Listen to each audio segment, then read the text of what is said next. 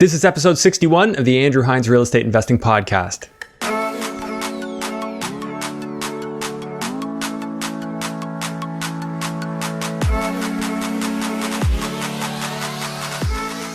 Welcome to episode 61 of the Andrew Hines Real Estate Investing Podcast. As I record this, it is Saturday, April 11th. I launched this episode on April the 12th. So the world is continuing to get more and more interesting as we go. I just want to recap a couple of things. As of this week, we're now hearing some rumblings in the media about Trudeau talking specifically about vaccinations and how things are not going to return to normal until we get vaccinations. And I want to just take a moment and dissect that for now.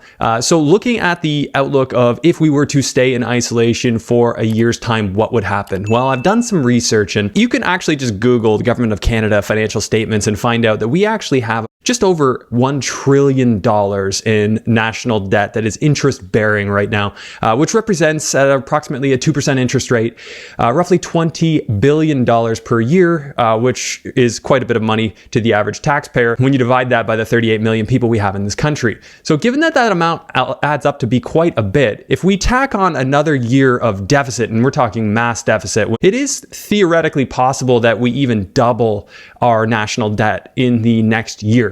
And that is something that's very concerning to me because as it is right now, we haven't been able to run balanced budgets. Our country continuously gets more and more in debt, and then taxes have to be raised more and more. And as you know, we're already quite heavily taxed here in Canada, and there's a certain sense of apathy. As a business owner, I can say I've identified it in lower income brackets. People just don't really want to work because they know they can still get some social assistance, they can still get some benefits. So there's lesser motivation, there's more of a push up on wages. Okay, so that's one element. We want to keep that in mind.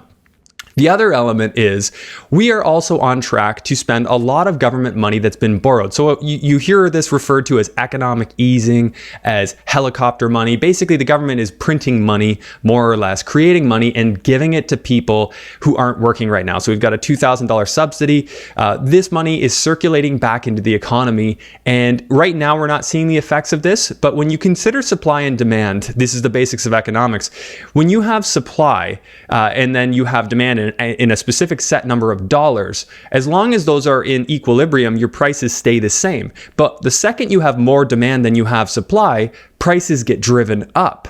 So what's going to happen as we come out of this, because our supply chains are so compromised right now, what's going to happen when we come out of it, we've got all these people who have been getting money even though they haven't been creating value. They haven't been creating the goods that we all consume.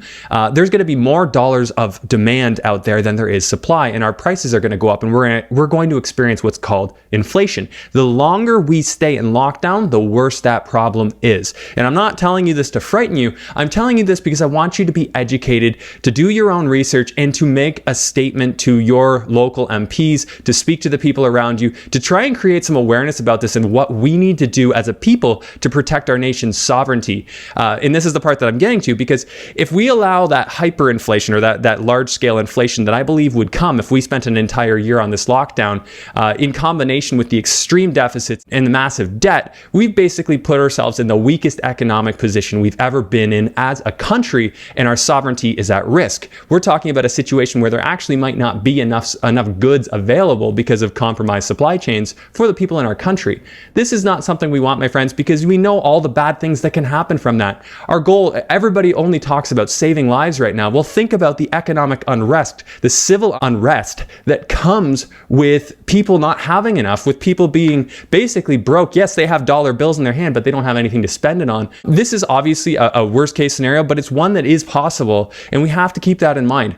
Keep in mind that in World War II, 45,000 Canadians died protecting our rights and freedoms. And now we're talking about projections of somewhere in the 15,000 person mark here, and most of those people already have compromised immune systems, and by no means am I diminishing their value. They are absolutely valuable, and it's tragic. But the thing we do need to remember here is that we are at war. This is a war with an invisible enemy that's infiltrated our society. Sounds very familiar to the early 2000s and problems with terrorism, but we have a virus that is at war with us, and there will be casualties. So we need to find a way to engage our economy and get back to work so that we can preserve our rights and freedoms. I've given this example before. If you've been following me, you know. But in the 1930s, Hitler rose to power because Germany was experiencing hyperinflation, an absolute economic devastation, and massive debt from their war reparations and all the money that they spent during World War I.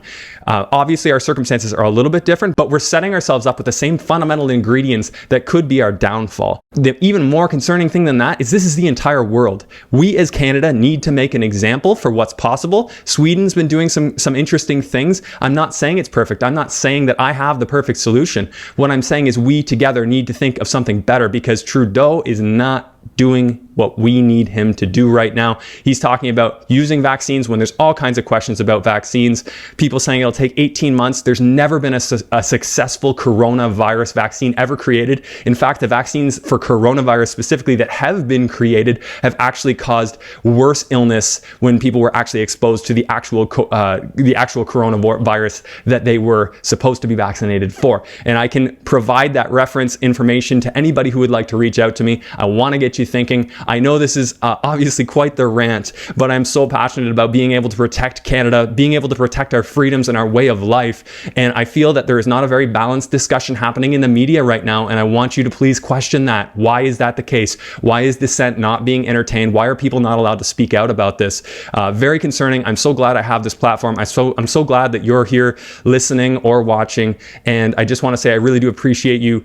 Please reach out to me if you have thoughts on this. I'm obviously interested in talking. Again, guys, this is just my position on this. I am not saying I'm 100% right, but I've definitely spent a lot of time thinking about it, and I want you to do the same. Please do that. Now, getting into this episode, we have an absolute monster on the show today, Austin Yeh. I recorded this episode quite a bit before our lockdown, but Austin is an incredible real estate investor that's only been in the game for 18 months, already acquired 13 properties, and he's showing no signs of stopping. He's got great energy. He documents everything he does, and he's become very proficient at using social media to build his network, to build his joint venture partners, and do so in a way that's very diplomatic, and it seems to be very effective. Austin is an investor in Windsor, Ontario. He's investing for cash flow, and he's already set himself up to be in a position where he could potentially quit his job within the next year, assuming we can get through this current madness. You're really going to enjoy this episode, and I want to thank you for keeping up to date on the podcast despite everything that's going on. Knowledge is power, and thank you so much. I appreciate you listening to my rant. If you have any suggestions on how I'm going to be able to cut my hair, I would also appreciate that because it's getting pretty long. Thanks, guys. Enjoy episode 61 with Austin Yeh. Hello and welcome to the Andrew Hines Real Estate Investing Podcast. I have Austin Yeh, like, yay, it's party time. He's here on the show. Thanks, Austin. Thank you so much for having me on. And am I getting clever with these intros? I like to think I am. Yay! Yay! You must get that a lot. I do get that a lot. Austin Power, Stone Cold Austin, yay! Everything. I've heard it all. All right. Well, I guess it was a long time coming because we've known each other since, I don't know. I feel like I've first podcast. I was down at India actually when I played your first podcast. Yeah. Mm-hmm.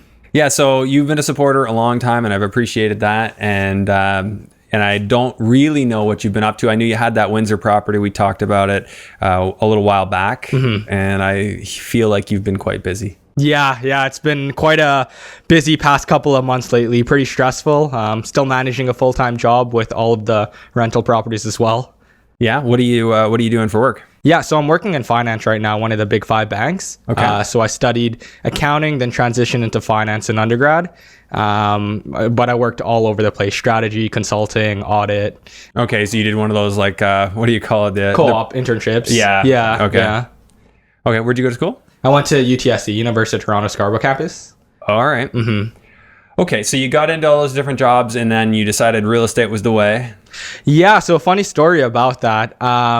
I guess, like, backpedaling into how I kind of got into all of this real estate stuff. So my parents were born and raised in India. Kind of weird since I'm Chinese. A lot of people are surprised by that fact. They immigrated over to Canada around the 80s. So it's the typical immigrant story that you hear, right? That they had to work 90-hour work weeks to make ends meet. So I wasn't born with a silver spoon in my mouth or anything like that. And going into elementary school, I wanted to be a doctor just because they paid a hell of a lot of money. Yeah. Didn't have much growing up, so I knew that I wanted to get a job where I can pretty much buy anything. And a doctor and dentist, that's kind of what I thought about. Going into high school, I did well on business courses, and I had no particular passion in it. But since I was doing well in it, I decided, you know what the hell, I'm going to go study business. Got a pretty good scholarship going into university, worked a bunch of great internships. So like PwC, Deloitte, Hydro One, and like consulting, audit, all of that good stuff. Okay. But no matter what, I was not satisfied with where I was at. And it's funny because I got good grades, I got a good scholarship, I worked great internships, but yet for whatever reason, I was doing what everyone told me to do, but I still wasn't satisfied. And it was just that corporate lifestyle. So I started dabbling around in stocks a bit. I was doing weed stocks at the time where it was at an all-time high, and I was trying to swing trade, and that went horribly. You lost some money there? I lost more money than I would have liked to there. And I was like, okay, so stocks isn't necessarily for me. So then I started Googling ways to make passive income, and real estate was one of those ways. And of course, as a millennial, first thing we do is YouTube it. So I ran across like Matt McKeever, Matt Pichet, Mike Rosehart, guys that you interviewed before. I saw their content on YouTube, and I thought this was definitely the way to go, and I never looked back since. Okay, so chronology as far as time goes, like when did you make the decision to get into real estate? Like what year? So 2018 August is when I read Rich Dad Poor Dad. September is when I purchased my first property. So pretty much I got into my first property without doing much due diligence at all. So that was the Windsor one? Yeah. That was the Windsor one. So I invest out in Windsor, actually. All my holdings are down there. Okay. Now I don't know where you were at when I was talking to you. I just knew of the one. Yeah. But what are you at for context now? I think it was 13 properties, most of which I actually acquired last month. A lot of off-market deals came. Luckily, I was able to stagger some of the closing. And more recently, I've been documenting everything on social media. So raising capital has become a bit more easier now versus the beginning. But up to 13 properties, and I did 2 wholesale deals so far. Okay, so how did you go from like 1 when we first talked to 13 now? Yeah, so the first one was a complete can I swear? No, I'll hold back. I'll bleep it out. Go ahead. Okay, it was a complete crapshoot, and basically I bought the first property, as I alluded to earlier, without like much research at all. I had about $40,000 saved up, scholarship money, internships, and all of that stuff. And I can't buy anything in Toronto. A parking lot's like $100,000. So there's no way Toronto was the city for me. A parking space is $100,000. Yeah. No, it's like 200 sometimes. It's ridiculous. Yeah. It's crazy. And I was under the impression that I had to invest in my backyard. I didn't know any other market at that time. So I went on Google, and I'll be frank, I didn't do that much research. I was just trying to find cities that I could afford real estate in. And Windsor happened to be that market. And the numbers did make sense there. Even though it was 4 hours away, I was like, you know what? I'll figure things out. So I ended up buying my first property, not really doing much networking at the time, not having any systems in place. And I worked with the first ever realtor I met. Terrible mistake. Oh, yeah. Yeah. Should never do that. Basically, it was a listing agent that listed this property. And I asked, sorry, not this property, another property. I called her and said, is it still for sale? She said, no, but if you come over to Windsor, I'll show you some other ones. So she took me around, pretty much pressured me to buy one. And so you bought that one. It didn't work out well then, number one? It worked out well, but there was a lot of mistakes. And a lot of the things were pure luck that I struck out on. So it turned out to be a pretty decent deal. Single family home that I picked up for $130K. It was listed at $150. I put about $25K in like rentals, closing costs, and all of that. And it appraised for $178 3 months later. And right now it's probably about $250, $260. But that was just out of pure luck. I worked with the wrong contractor for the first property. I was just doing everything wrong. Yeah. And I could have pretty much quit there because it was a very, very stressful experience, especially when you didn't lose money on it. I didn't lose money on it. No. And I think that was kind of a realization that, you know what, like real estate, there's a lot of power to grow real estate. I kind of indirectly birthed the property, but I learned from all of these mistakes, and I knew that, hey, like there's actually feasibility to scale this portfolio, but I have to make sure I have the right systems and teams in place. So luckily for me, with the first tenant, they paid 1 year's rent up front. Ooh. And I took all of that money, and obviously I ended up buying another property. So I partnered with a buddy of mine, for the second property. Pretty much did the BRRRR strategy again, then got an off-market duplex. And then after the duplex, it's pretty much raising capital at that point in time. People started to see what I was doing as I was documenting everything and reaching out saying, I have some money lying around. Do you want to partner up and get something done? And that's pretty much where everything started taking off. Okay, so you were putting it out there that you were looking for partners and it was kind of coming back to you. I wasn't really putting it out there too much. So one thing I was cognizant of is that the Ontario, I think it was Ontario Securities Commission. I know a lot of investors kind of put it out there that they're looking for partners, but I always wanted to stay on side, or at least I could argue that I was on side or on something. So I really just I was just tracking everything I was doing. And one person reached out to me. My first partner was actually my mom. So I would say, hey, they fit the exemption. Exactly. Yeah. And with the first partner, I would never call out that it was my mom. I would say, hey, an investor had purchased a property with me. These are how the numbers are going. So it made it kind of clear I was looking for investors, and people started reaching out to me after that. But I don't try to blindly JV with someone. I did at least sit down and meet them and talk with them a bit before we go down that path. Yeah, it's a very intimate relationship, right? It was to get into business with somebody, to have an ongoing relationship with them. You really do need to make sure you make a wise decision there. Mm-hmm. But you're absolutely right, and not enough people give any thought to the whole solicitation element. And there's so many people out there that just are being billboards for JVs, and that's a risky position if there's ever a crackdown. And not a place that I ever wanted to find myself on the wrong side of. So that's why you don't hear those kind of things coming from me. One day I'm going to find a way to legitimately solicit certain things, and we'll cross that bridge when it comes. Mm-hmm, mm-hmm. Yeah, I agree completely. All it takes is one for everything to start getting shut down. So like again, what you were saying, I'd rather stay on side. Got to be able to sleep at night. I mean, there's so many rules on so many things in every level of government, and some people have that attitude. Well, you couldn't possibly follow all the rules, but I don't know. You do have to kind of take a moment and scratch your head sometimes, I guess. Anywho, so I mean, that still doesn't quite get us context to how you got to so many houses. Are all of these work in process as far as BRRRR goes? Yeah. So all of the properties will either be a BRRRR or a wholesale. Like something that I'm just going to sell the contract off to. I guess to kind of enlighten a bit more as to how I scaled. So we left off on the third one, where basically I BRRRR'd my second and first property to fund my duplex. And then after that, the fourth property was a single family house conversion to a duplex, and that was through a joint venture partner. Every property after that has been a partnership, where I didn't put any money down. But I did bring the borrowing capacity for a couple of the JV deals, because at the beginning I didn't have that much value. Well, I did have value to add, but I was starting off with the joint ventureships. So I had to bring a little bit more than the next person. So I bought the borrowing capacity and the expertise, and the other people bought their money. 5 of those deals that I just mentioned, 4 or 5 of them it was in January where I acquired them. January was really that phase where everything blew up. I guess at the beginning, I actively had to pitch Windsor to people, because people were like, why the hell would I invest in Windsor? But now if you go Google best city to invest in, people are just seeing Windsor pop up. So there's not much convincing on my end. People end up finding me because they kind of have the thought process of they already want to invest in the city. So luckily I've been able to luck out on that. So I didn't have to actively go and convince people as much now, more that people are coming to me with capital to invest. So I really wish I could give you like a magic answer, but all it was for me was documenting everything from when I purchased my first property, every single mistake I made along the way, every networking event I went to, when I spent like $1,000 going to an event, when I hired a coach. So Corey McKinnon's actually a coach, is actually my coach.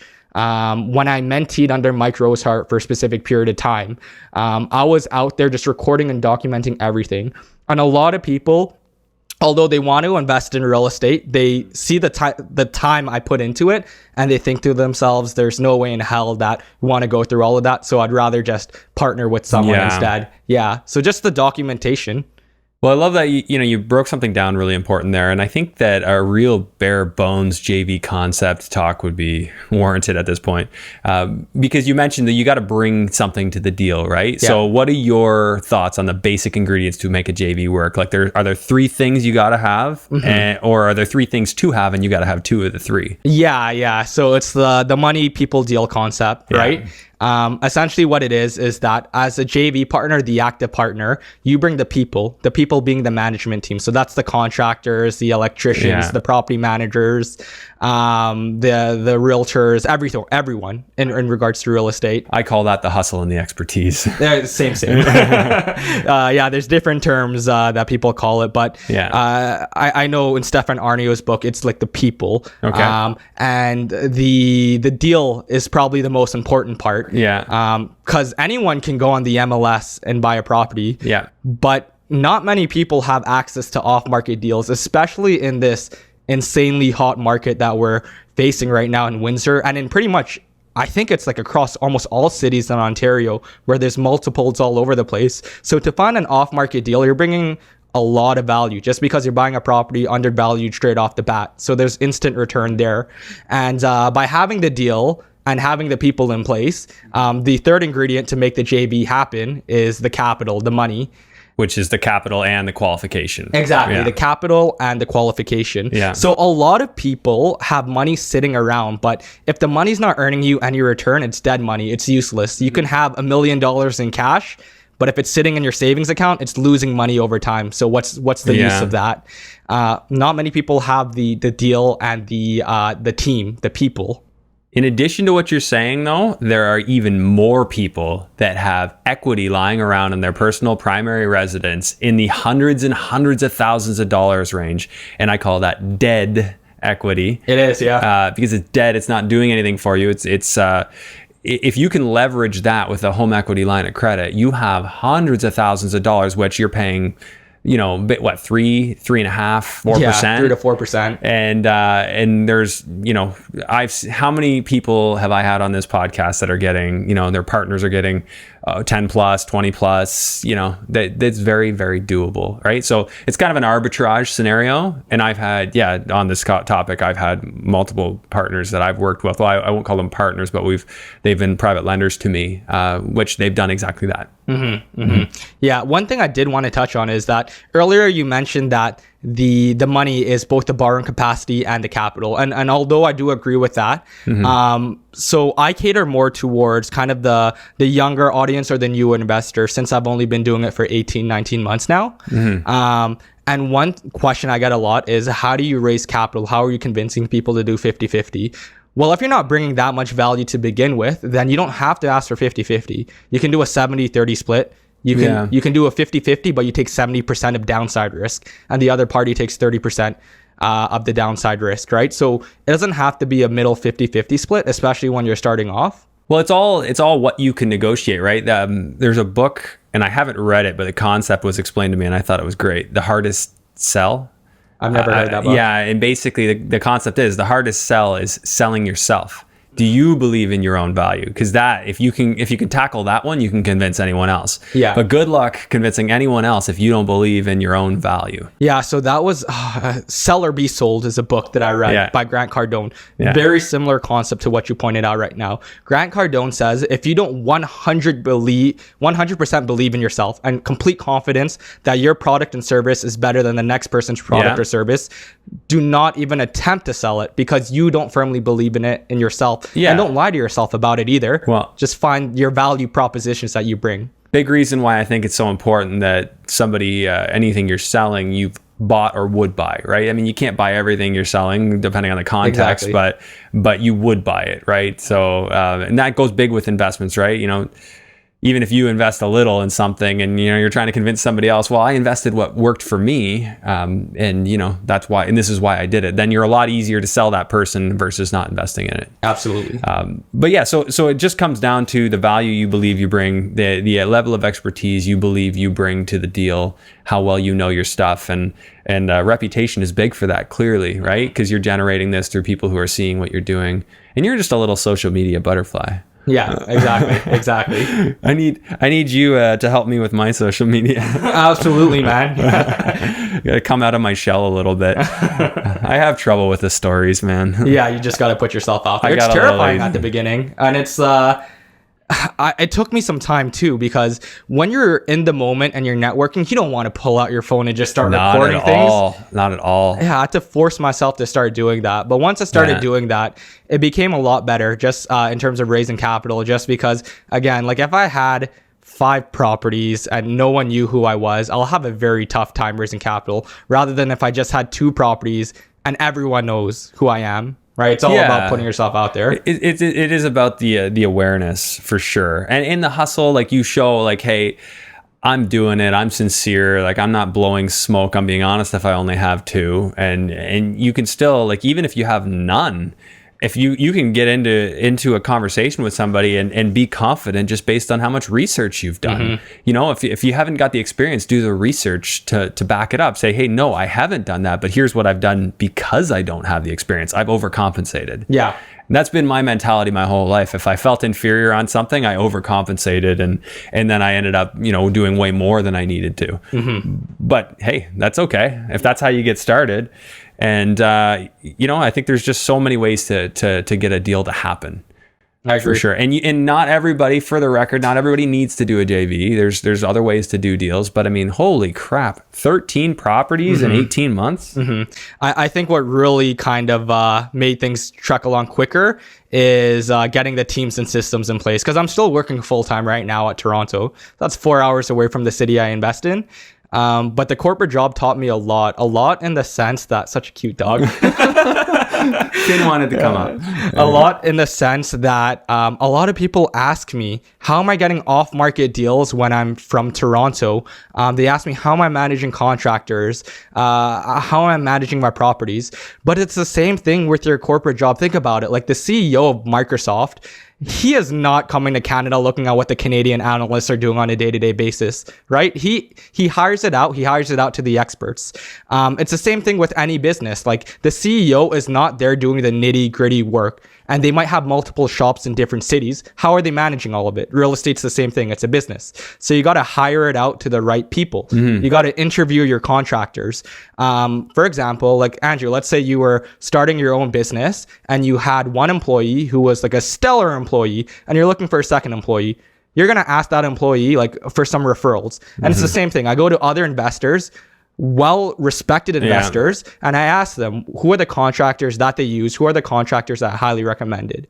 I take their advice and I start interviewing these contractors. So I see a lot of parallels between operating any sort of business and even working in the corporate culture and how you can apply that in your real estate business. That's exactly what I did. Yeah. So you're working with general contractors who are doing all the work for you. Exactly. Yes. I'm working with GCs. Now, those general contractors, what kind of renovations are you doing first off? Yeah, so I guess the biggest renovation that I have done, or I guess in the middle of doing, is a duplex conversion. I don't take anything overly significant, so I don't deal with anything with structural issues, just because I know my limitations. If I'm dealing with those things, I'd much rather be at the city kind of managing it. Or if I'm dealing with a complete gut to the studs and building it up, then of course, I would need to be down in the city much more often.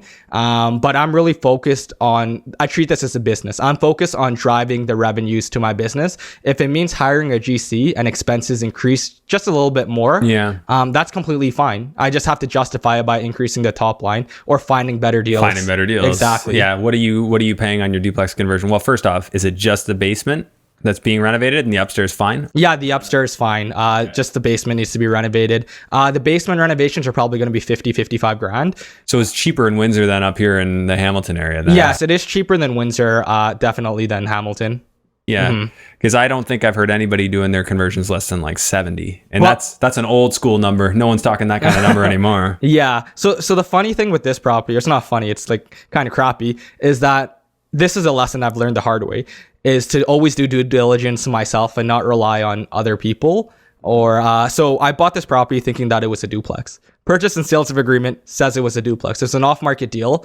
I had 2 separate electrical meters, 2 furnaces, like everything. So it wasn't legally a duplex? No, it was not legally a duplex. Even though Enwin had it as 2 separate like had two separate bills for it, right? Like two separate meters. But then I found out the city came and basically cracked down because we're doing some cosmetic renovations in the basement. And so now I have to deal with that and legally convert it. So that's been kind of a pain, just because I'm managing it long distance, and it's my first time basically executing this. Do they have a secondary dwelling unit bylaw that allows that in any zoning? I don't believe it's with any zoning. Does it allow it with yours? Yes, it does allow with mine, luckily. So for you just had to go in and put in a permit application, and then you have to let them sample to see if there's fire separations and all that? Yeah. And if there aren't fire separations, that's you got to open it up and do them. Yep. Luckily, like when you make money on the buy. So I bought this property for $202,000, $202K. And it's 3 bedrooms upper, 3 bedrooms lower. We already got all of the drawings done. And the ARV is probably going to be close to 400,000. So there's still a lot of spread to be made. It was a home run deal, luckily.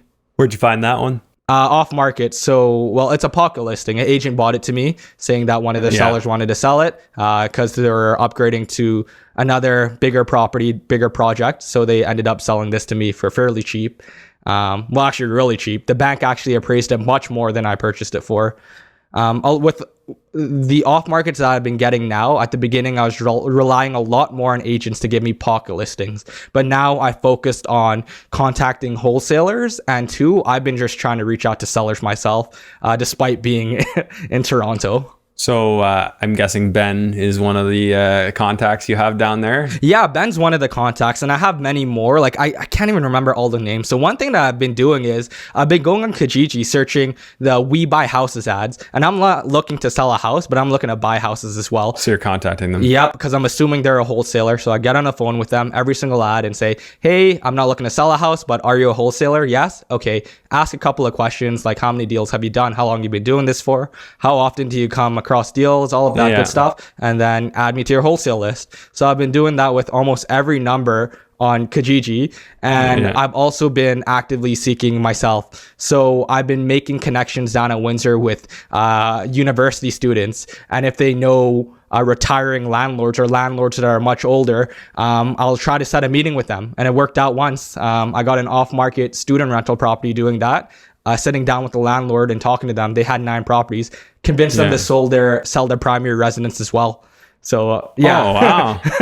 So there are opportunities out there. You just got to hustle. It doesn't matter if you're 4 hours away. You got to be a bit creative. Okay, so what kind of conversation did you have with this gentleman who has 9 properties, and what kind of offer were you trying to make to him? Like, how did you decide what the appropriate number was? Yeah, so someone came up to me and said that, hey, the landlord's looking to sell or their previous landlord, this was their previous landlord, was looking to sell their student rentals. So they were trying to negotiate it, but it wasn't going too far. Yeah. So they told me, and I kind of stepped in and had a meeting with the landlord. I knew the price that I had in mind, but I really wanted to see if I could grab a VTB. Vendor take back. Yeah. However, they were not. They were open to doing 75% loan to value, but I would rather just go to the bank and get 80% loan to value at a lower interest rate in that case. So that didn't really work out. What about a second position? They were not open to second position. Okay. Their lawyer advised them against it. Lawyers always screw everything up. Listen to the wise. And I'm not saying don't get ILA. Definitely do whenever you need. But I find a lot of times, like especially on off-market negotiations, as soon as a lawyer gets involved, okay, it's done. Kiss that deal goodbye. Absolutely. And even with the VTB, so the funny thing is actually I told them, like, these are the tax benefits of a VTB. Ask your accountant. So she called her accountant, and the accountant had no idea what a VTB was. So I look like a scammer, but there was enough trust there from one meeting for her to still offer 75%. So what I do is I just ask a bunch of questions. I start building a rapport at the beginning, so I don't go into business right away. Just asking them, like, what do they do for a living? They're managing all of these properties. Like small talk. Like in corporate, you get used to all of this small talk stuff. Start with small talk, and then I get down to business, saying, okay, so I know you wanted to sell this property. Like, were there any issues with it? Like, why are you selling it? What price are you looking for? for? What are you planning to do with the money? Just a bunch of back and forth. And after I had a better idea, I kind of knew that she was not extraordinarily motivated, but also she was not ultra aware of what was going on in the market. She just kind of wanted to get rid of it and wanted like a 30-day closing. So I was able to meet that, right? I gave her a quicker closing. So what do you think, what do you think your value, you offered her on that one, what was it, 200? No, that one was 345,000. What do you think it would have gone for on the market? On the market, at that time, it was hard to say because there were junk student rentals selling at 380 or 390. Yeah. So I would not be surprised if it sold for 380, 390. And it's just really talking and understanding the seller's point of view. Yeah, and that is very, very important. You're absolutely right, and I think a lot of people don't want to put in that effort because it takes time. It does to build that rapport. So were you doing that in person or over the phone? I did that in person. It was just one meeting, build a report, and I went down there for a second meeting probably 2 weeks later and locked up that deal and pretty much convinced her to sell her primary residence to me as well because she wanted to upsize to a different property down at Windsor. And these were deals you did with a joint venture partner? One of them I wholesaled. Well, both of them I wholesaled, really. Okay. Yeah. So what kind of fee could you take when you were only about 40, 50 below market? Yeah, I took, at that time, that was my first wholesale deal. So I took 3.5K for one of them. And the other one, I actually gave it for free to my joint. I know. Yeah. I gave it for free to my joint venture partner, just again to build a rapport because I'm a relationship guy. Yeah, that guy wanted to do 2 deals with me. He already has 1 JV with me. And he wanted to get started. I know kind of his goals. He wants to start doing it himself and raising capital. So I was like, here's a perfect opportunity. I got you a student rental below market value, and he raised capital for that. So I'm all about relationships, like creating a win-win situation. Cool, man. Yeah, that's a good way to make somebody like you. You give them a free deal. Yeah. Okay, so it sounds like, man, you're just hustling nonstop. Luckily for me, it was a lot of that is because of the coach. As I was speaking a bit earlier, I was a good student at school, so I'm very studious. If there's kind of a textbook, I'll read through it and I'll just memorize what's going on there and I'll write the tests. And I knew I needed a coach because in real estate, you can chase every shiny object out there, but I wanted someone to create a curriculum for me. Yeah, I wanted someone to create a curriculum for me. And that's why I knew that I needed a coach because I was chasing every shiny object out there. I kind of had goals all over the place, but I needed someone to narrow things down for me. So what's your coach doing for you that's keeping you focused? Accountability is a huge one. That's actually the main reason why I hired the coach. 2 reasons is to raise capital and kind of learn how to do that. And 2 is accountability, because when I'm not accountable to something, I know myself too well that I will start to slack off eventually if I don't have something concrete and an actual game plan, like homework every week. So my coach gives me homework on a weekly, bi-weekly basis to keep me on track to my goals. And man, like if I don't do the homework, I'm talking to him on the phone saying I didn't do it. It shows that I'm not serious, right? So I'm being accountable to someone. And also there's a lot of things that I was hesitant on doing. But just having someone there to kind of motivate me, guide me along the way was extremely important. So social media, going on LinkedIn was one thing I was extremely hesitant on. I would have never done LinkedIn just because I was working a corporate job. But he kind of eased me through it. And instead of saying, hey, like, look at this deal, look at that deal, my LinkedIn focus is writing articles down and solely just to educate other people. Yeah. Just for educational purposes. But it's giving me credibility in another sense. Yeah, absolutely it is. Now, LinkedIn's one of the ones I've been thinking about too. And somehow LinkedIn just like shut my profile down. What were you selling on there, man? Nothing. I'm like, did somebody hack me or something? Yeah. One day I tried to log in. It's like, you need to provide your passport in order to unlock your account. I'm like, okay, did somebody hack me and go in and change something? No, I just had the basics and I hadn't really updated it because I don't know. I always kind of just thought I was an entrepreneur, so entrepreneurs don't use LinkedIn, but that's not true. No, not true at all.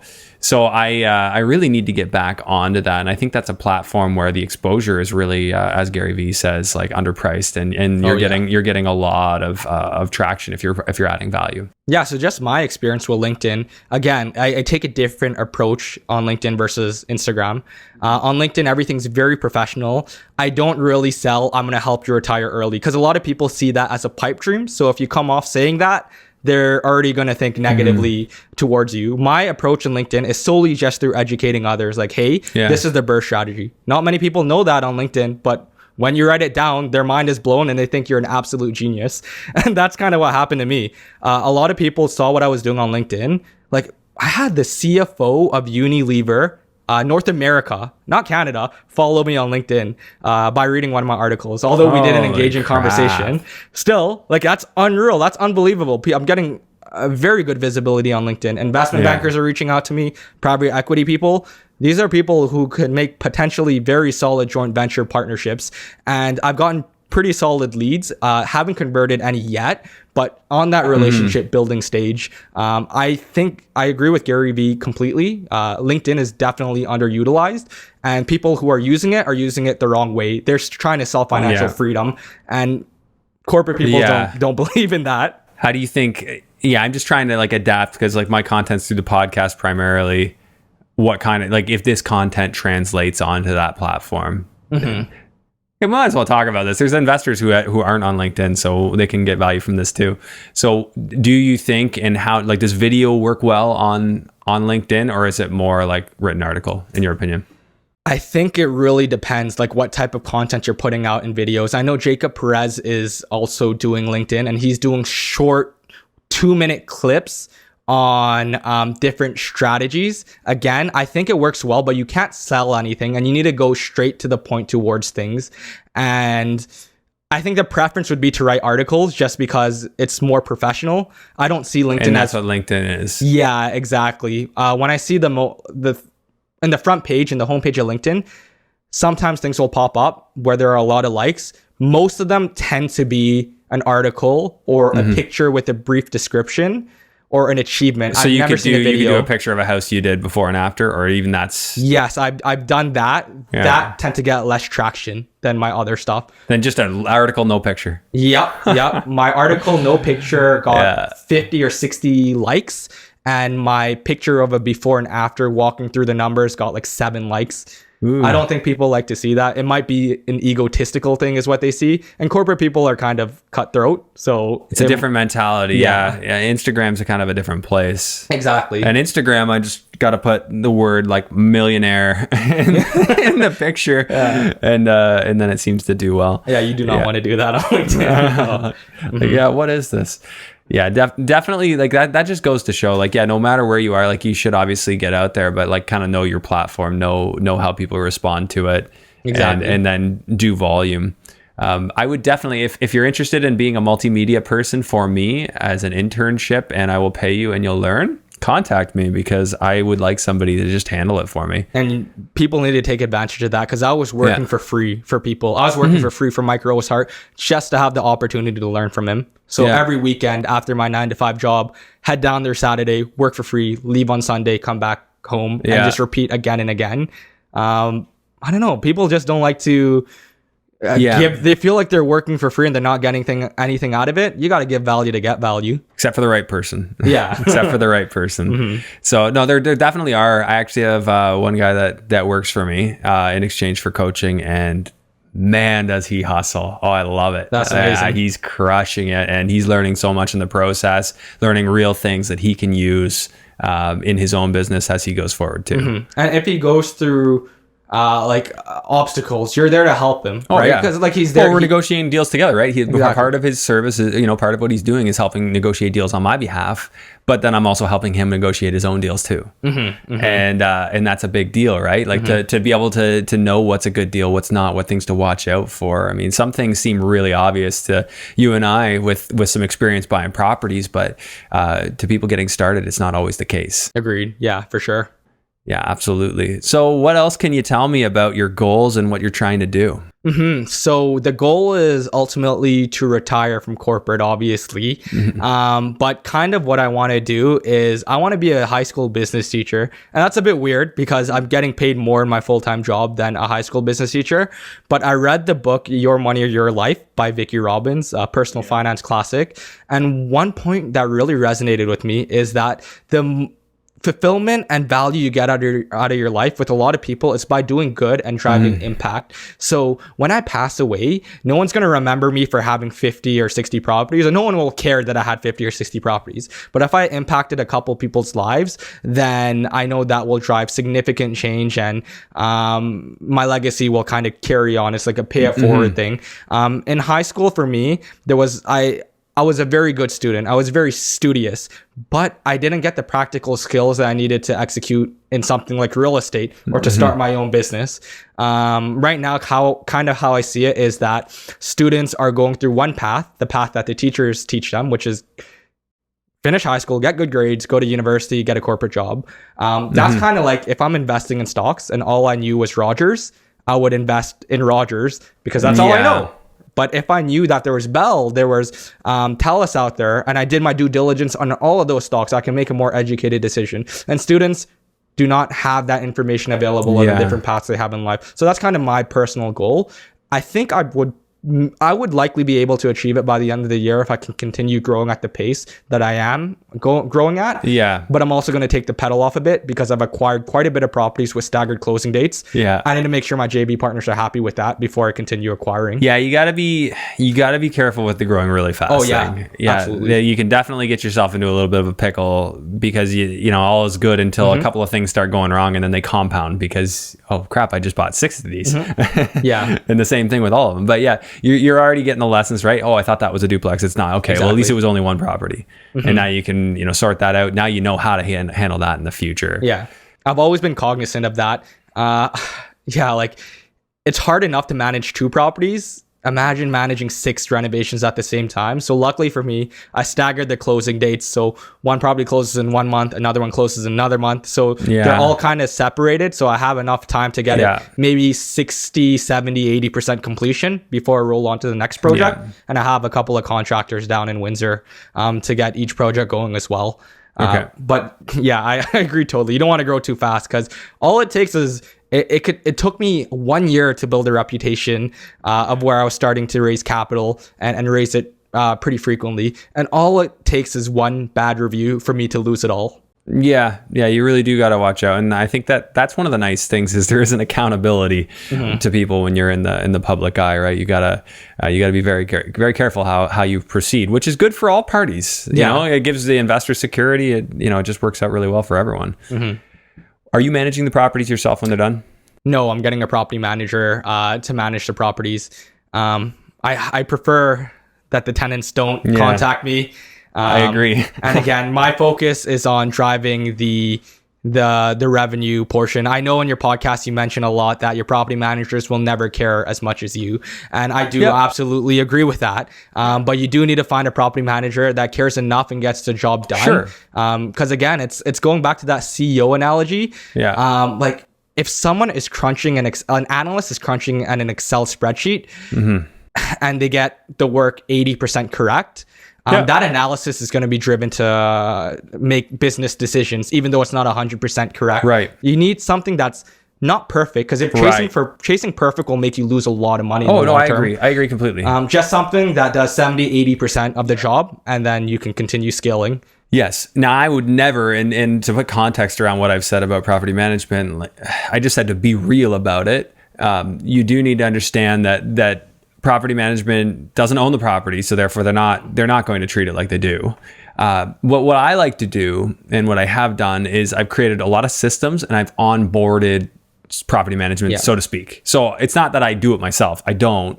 But there are certain things I would do even when I had my property manager, like go to the house and just like put my own eyes on it, because I just want to do that. So it's not that much. Even if you've got 50 properties in one city, it's not that much to take a couple of days and go see each one of them. Agreed. Yeah, and then you just know what's going on, right? So no one is letting it fall apart on you. Yeah, or at least get someone in this. If you're doing long distance investing, you got to have some investors or friends down in that city who could do that for you. Yeah, exactly. Friend. Yeah, somebody that you can do a favor for, and they do a favor for you on one day. Sure.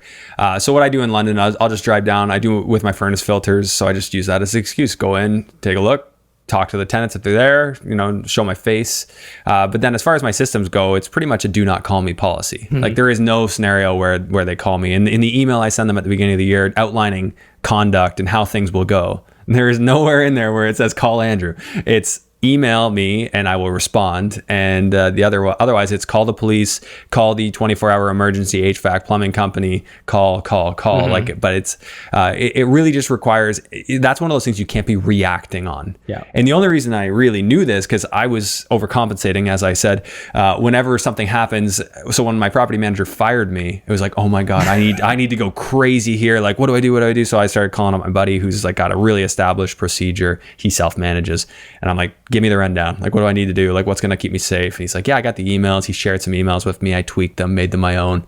And I think the next step is to actually get a laminated procedures manual and have it attached to the house. That'd be amazing. That's the next one. Yeah. I have it in email form, but it would probably be a good idea to have a physical copy there too. That's great. Systemizing is extremely important. I know a lot of people don't like to do it because no one wants to spend time systemizing when they could be raising capital or managing a renovation, but it's just much needed. It's just much needed. Time on your business instead of in your business. Exactly. And a lot of people, they want that laptop lifestyle. You'll never have that laptop lifestyle of being able to travel and manage abroad if you don't have the systems in place. Yes, exactly. So it's not necessarily that you need a company to manage your properties. It's that you need the systems to manage them. And you will have people involved and you'll have delegation involved, of course.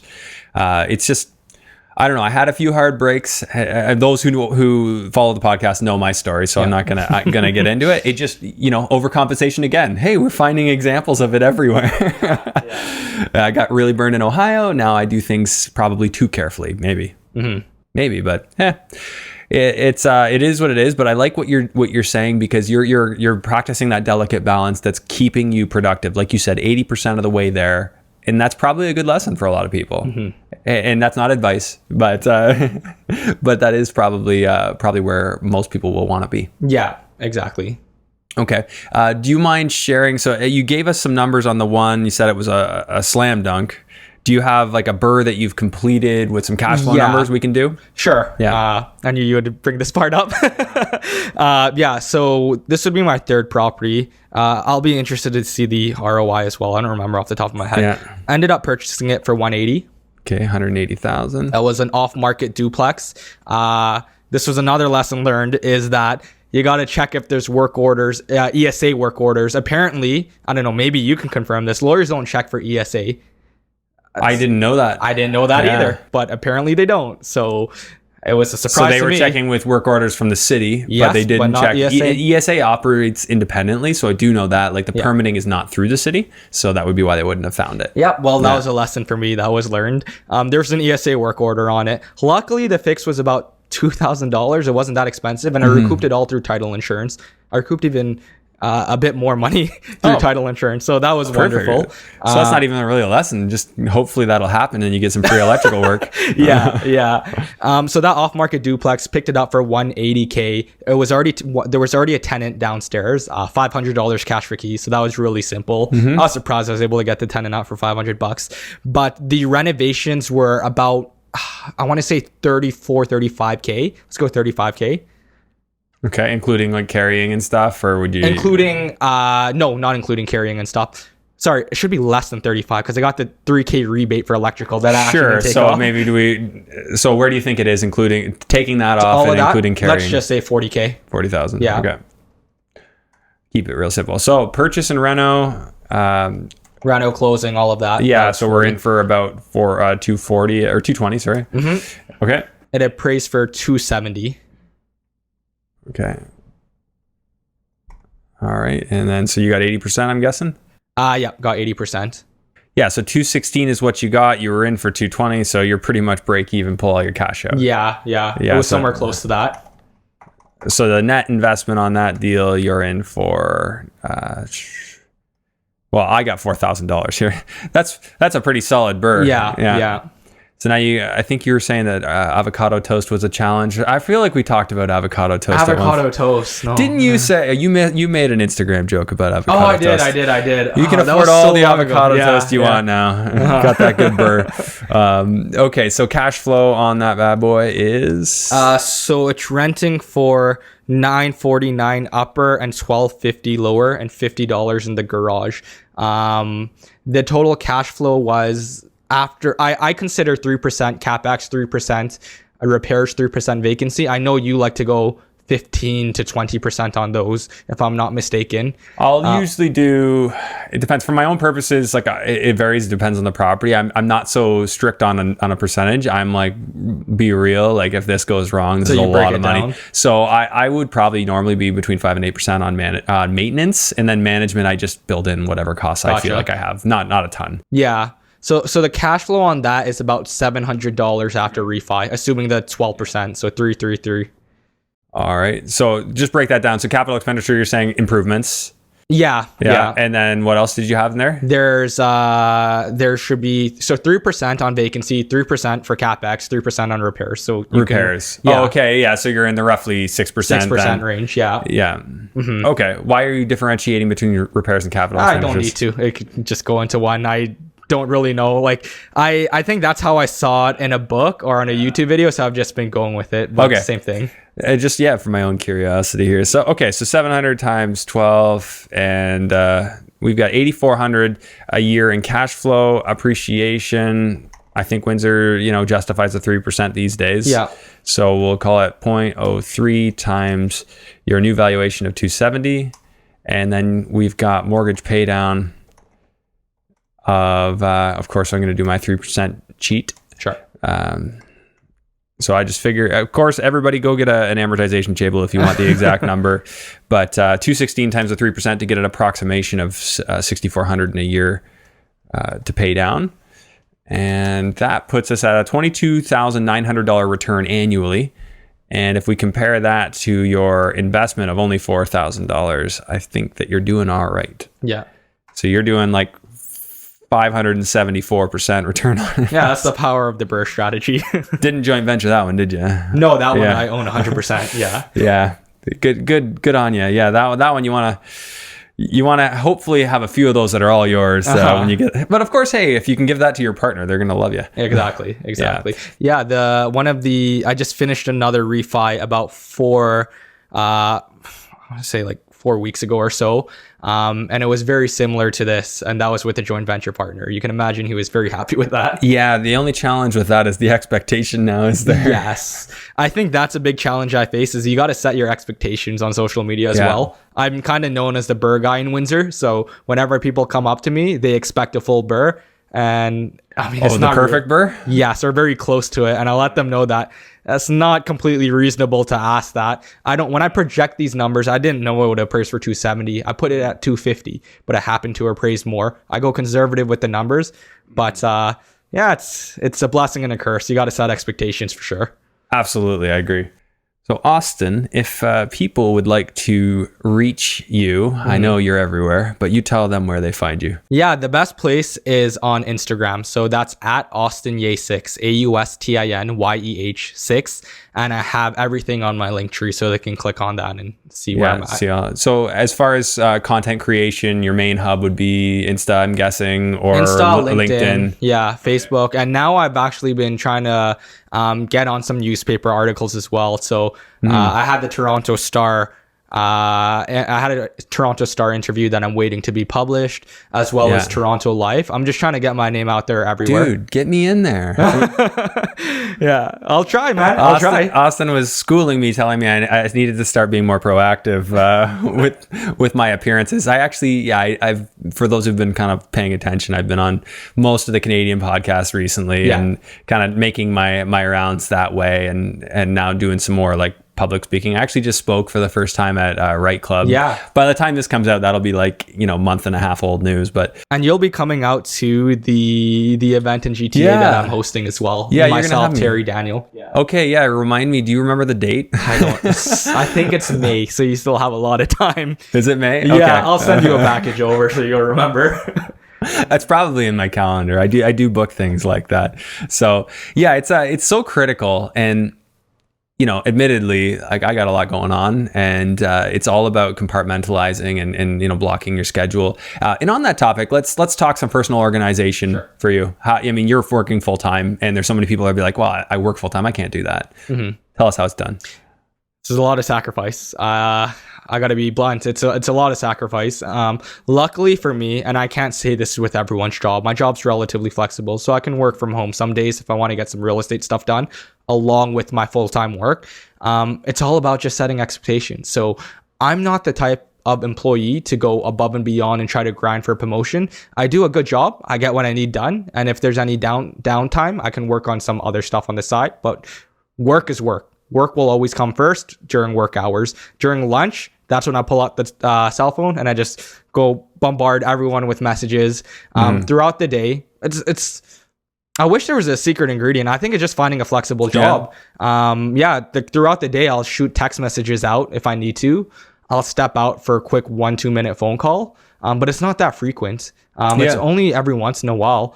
And a lot of the time after work, you just got to be willing to grind out and do whatever you couldn't do in the morning. You just got to do it after work. There's no secret to it. There's not really much secret to it.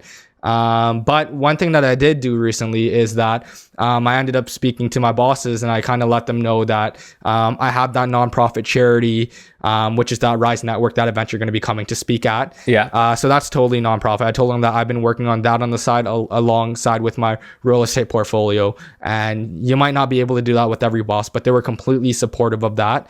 Because as long as you get your job done, you do a good job, there should be absolutely no reason for them to let you go or anything like that. Yeah, you never know. Like, everyone's different, but I think everyone's got to feel their boss out. Yeah. This is like Greek to me because I haven't really had a boss per se. I answer to clients. That's basically the thing. But it's tough to. I was never really one of those 9-to-5 workers. No, I taught at Western for a couple of years when I graduated, and that was like really the only job I had after graduating. And when I worked in my summers between university, I actually worked at like a textiles factory, Firestone Textiles. Oh, nice. That was not fun. So you never had the sit down office job on the mouse? No, I did actually. So I did work at Pro Funds in the office for about a year and a half, where I was like sort of their business hours, but it wasn't a salary job. It was a commission based job. So just different places. There's so many advantages to where you're at because you've got the salary to qualify for the mortgages. Exactly. Of course, now you're not really using it. No, I'm not using it as much. So I just actually was able to lock up an off-market duplex today on my way here. So I'll be keeping that 100% to myself. I want to definitely take advantage of my mortgage qualification before I end up leaving, because like once you're gone, that's a pipe dream. That's not coming. Yeah, once you're gone, then you need to come up with a strategy for how you're going to run whatever you're doing through a company to pay yourself dividends and basically profit that way. And even that is still kind of a painful process. It costs money. It takes years to get a track record so that you can get mortgages. So yeah, there is that in between time, absolutely. And they're not just going to take your mortgages away because you quit, but they're not going to necessarily give you new ones.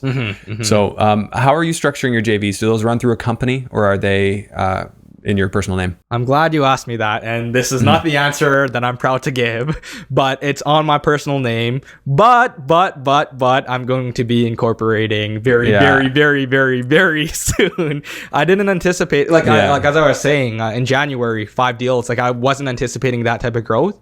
So now I'm in the phase where I definitely need to incorporate. Yeah, I've heard, so food for thought, I've heard feedback from people that when they had JV properties on their tax return, when they went to apply to the bank for mortgages, they're like, well, hey, wait, it says you own all these properties. Oh, yeah, I'm a JV partner. I don't actually own them. I'm not on title. Well, it says here you own them, so we're going to build it into your, we're going to build the debt into your ratio and only half of the ownership. So I've heard that as well. That's, if I'm not mistaken, that's typically if they register the agreement on title or they register the agreement on their property somehow or some way. No, that would be if you reported on a T776 tax return on your Canadian rental property tax return. I see. If you throw that thing in there as a 50% owner, oops. yeah. Gotta talk to my accountant about that. Yeah, so if it was in a corp and you were applying for a mortgage, that would not show personally, and you would protect yourself in that way. Hypothetically, that's, again, I can't say that everyone's going to think that way. Check with your accountant, check with your lawyer, blah blah blah.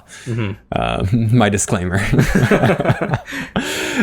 Okay, so that's how you're doing that. And then in terms of the JV agreement, where'd you get it? Who'd you work with? To me, the concept of all the little details and sorting out in the mishmash seems a little daunting, thinking about doing JVs. Yeah, I try not to overcomplicate things. So I kind of knew what structure I wanted to do, a structure that was tried and true, typical structure, you're 50-50. The other partner, in the average case, will bring the borrowing capacity, bring all the capital. So a ton of people have that lawyer document. So I got mine off of a real estate investor who has done, say, 20 or 30 JVs. Kind of just took it to my lawyer, told him to review it, told him what I wanted in it, and they just made some small changes and tweaks here and there. I try to not stress myself out creating things from scratch because what I'm doing is not brand new. It's tried and true. Someone's done it before, so I just leverage other people. Yeah, I feel like it's best. To probably approach a lawyer that does a lot of them, and they're going to already have a template that they know really well. I would venture a guess that if you bring your own agreement to that lawyer or versus just letting them use theirs, they'll probably cost you like a fraction if they use their own, because they already know their own document and what it says and what it doesn't say. Whereas if you bring them a new one, they have to read the whole thing at $350 an hour. And, that's a good thought. I never thought of that. Yeah, I actually had a lawyer say that to me. He's like, you know what, I'm really good at it. $750 I can do one for because I already know this agreement in and out. I've done it 100 times. Okay. Yeah, my lawyer's charging about $750. That there you go. Like per time, like to set it up each time. Yeah. Money well spent. Okay. Well, I mean, like if it sets you up well, like, I mean, if you like pay lawyers for things like that, good God, like definitely don't avoid the lawyer on things like that. I can't stress enough that half, going halfway on setting things up, like in corporations and things like that, it's only going to get you into trouble. Yeah. And I always encourage the JV partner to get their own lawyer to review it as well. Yeah. Because I don't want the JV partner to say that I made them sign it without allowing them to get legal consent. Yeah. No, fair enough, man. It sounds like you're doing one heck of a lot. I mean, the growth you've had is insane. I appreciate it. I'm super impressed by that, man. I heard some numbers floating around about you. I'm like, no way. Possible. Yeah, no, you've done a great job, and you're showing people that all the noise is really just excuses. Yeah. Anything's possible if you put your mind to it. You're willing to give up your weekends and evenings, and you're determined. And you've done it, and I've done some serious grinding in my story too, and I think everybody's gonna have that story at some point. So absolutely, yeah, cool, man. Well, anything else? Any closing thoughts for our listeners and viewers before we go? Closing thoughts. For those who are just starting off, there's going to be a lot of limiting beliefs that you have. There's going to be a lot of, I can't do this, I can't do that. And you just got to realize that once you surround yourself with the right people, once you go out and network, once you make friends with other investors, then you realize that these limitations that you had on yourself is just kind of the average way that our brain has been wired. An average everyday person would say the same thing, but there is whatever you're thinking to do in real estate, there's definitely a way to do it. Someone's done it. You just got to go and surround yourself with those people. And once you do that, I promise you, in 2 years or so, like you'll see tremendous progress you would have never seen if you were trying to do everything yourself. Absolutely. Yeah. Couldn't have said it better. And remember, you become the average of the 5 people you spend the most time with. Exactly. So surround yourself. If you're thinking small, you're surrounding yourself with people thinking small, thinking what you can't do, right? that's why to me attitude is so important. Very key. Yeah, and the people I surround myself with. Thinking possibilities.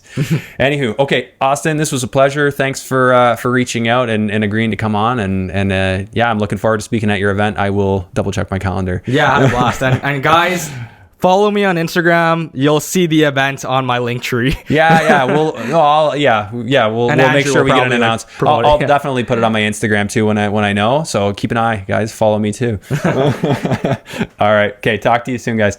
Thanks for watching today's episode. Just a friendly reminder to please rate and review this podcast on iTunes. If you're watching on YouTube, make sure that you smash the like and subscribe and notification bell.